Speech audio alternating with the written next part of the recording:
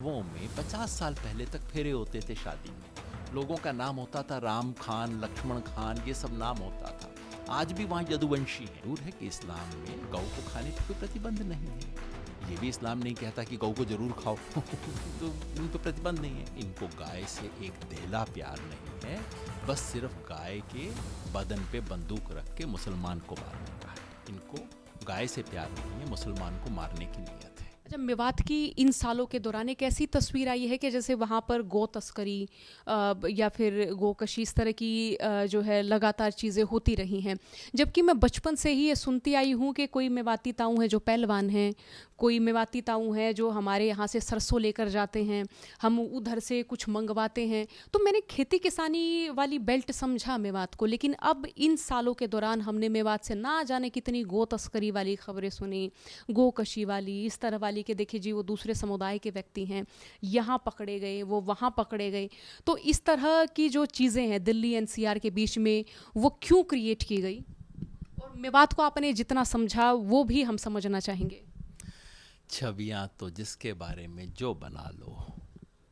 जब इंडियंस जाते हैं बाहर, इंग्लैंड में जाते हैं, अमेरिका में जाते हैं, उनके बारे में क्या क्या छवियाँ बनाते हैं गोरे लोग, है ना। और हम कहते हैं कि देखो नस्लीय रेसिज्म कर रहे हैं, हमारे बारे में छवियाँ बनाते हैं, है ना। ये इंडियंस हैं, प्याज खाते हैं, इनके पास जाओ बू आती है, इनके घर में ना जाना, ये वो तमाम तरह की बकवास करते हैं ना लोग।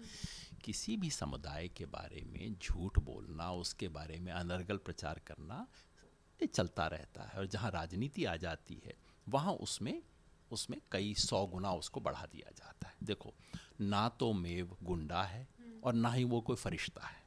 वो बिल्कुल मेरे आप जैसा है।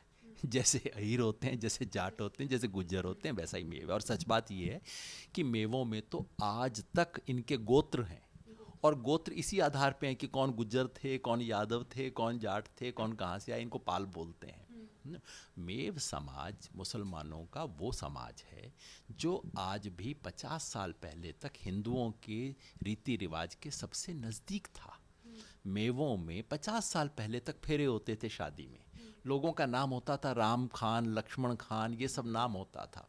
आज भी वहाँ यदुवंशी हैं। आज भी वो कहते हैं कृष्ण को, उस इलाके के अंदर कृष्ण को रसूल बोलते हैं। भाई कोई एक रसूल नहीं, कोई दूसरा शब्द था कि मतलब बहुत पूजनीय है कृष्ण। कृष्ण पूजनीय है आज भी। तो मेवात का जो इलाका है, ये इलाका बिल्कुल जो एक मिली जुली संस्कृति इस देश की है उसका प्रतीक है। अब आज क्या अलग है उसमें? अलग ये है कि वो बेहद पिछड़ा, गरीब, अशिक्षित इलाका है। 75 साल हो गए देश को आज़ाद हुए।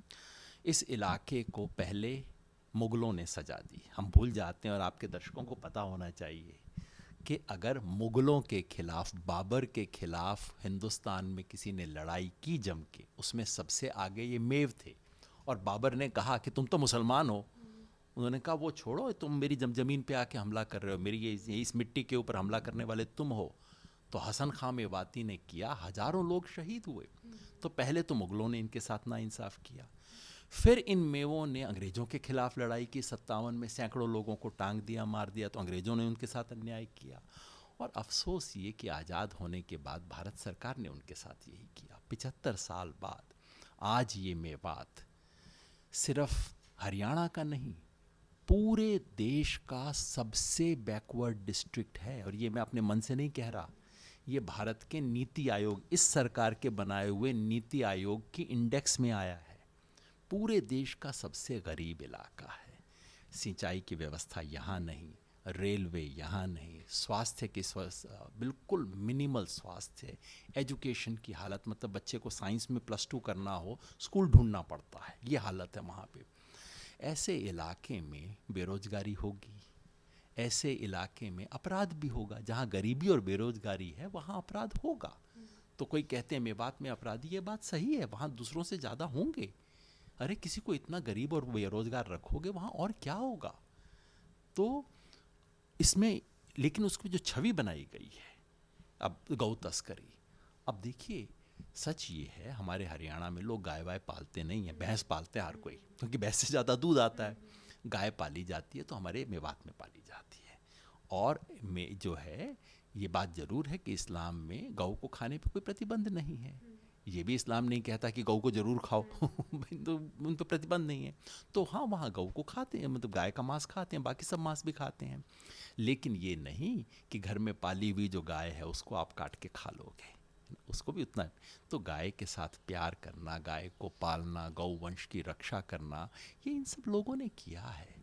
और ये जो छवियाँ बनाई गई हैं, अब ये 2 कौड़ी के अपराधी कहते हैं हम गौ रक्षक हैं, क्या काम करते हैं रात को, इनका आप इन पे इन्वेस्टिगेटिव रिपोर्ट करो।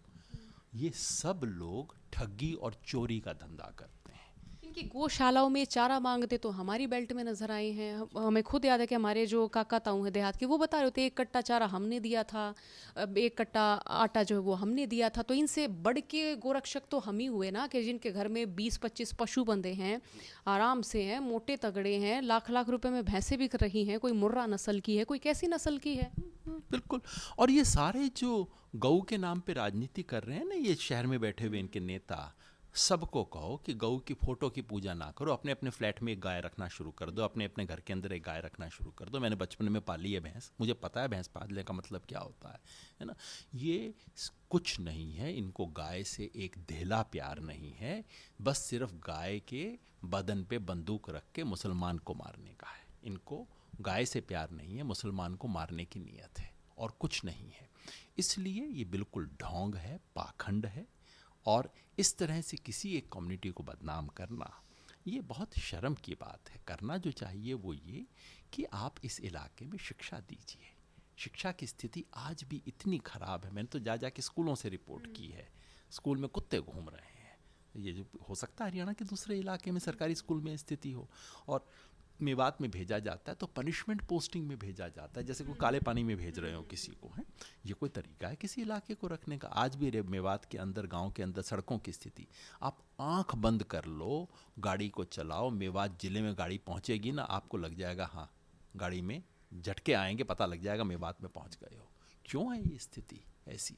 उसको इम्प्रूव करो। जैसे ही उस स्थिति को इम्प्रूव करेंगे वैसे ही वहाँ के हालात सुधरेंगे। अब लोग कहते हैं ना जी ये तो मानेंगे नहीं, इनको कुछ भी देने का फ़ायदा नहीं है। याद रखना, यही बात अंग्रेज हमारे बारे में भी कहा करते थे कि ये हिंदुस्तानी ना सुधरेंगे, ये आज़ादी इनको कैसे दें, आज़ादी के लायक नहीं है ये तो। ये सब बातें हिंदुस्तानियों के बारे में कही जाती थी। आज़ाद हो गए ना, उसके बाद हमने किया। मेवात का भी विकास होगा, वहाँ भी इन सब चीज़ों से लोग गरीबी और बदहाली से मुक्त होकर आएंगे और कुछ कर सकेंगे। वो करने की ज़रूरत है। बाकी जैसे मैंने कहा, ना तो मेवाती कोई पैदाइशी गुंडा है, ना कोई वो पैदाइशी फरिश्ता है।